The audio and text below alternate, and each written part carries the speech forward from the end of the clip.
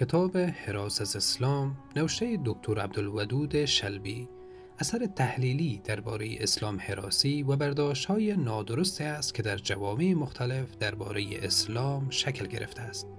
این کتاب به بررسی ریشه‌های تاریخی، اجتماعی، سیاسی و فرهنگی پدیده اسلام حراسی می‌پردازد و تلاش می‌کند با استناد به متون اسلامی و شواهد علمی تصویر واقعی و منصفانه از اسلام ارائه دهد.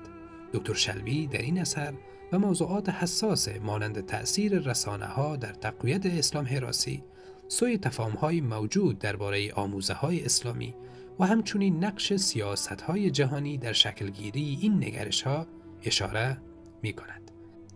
هدف او از نگارش این کتاب ارائه دیدگاه منطقی و مبتنی بر واقعیت برای مقابله با تعصبات و کلیشه‌های منفی علیه اسلام است. این اثر به دلیل محتوای عمیق و نگاه جامعش مورد توجه پژوهشگران حوزه دین، سیاست و فرهنگ قرار گرفته است.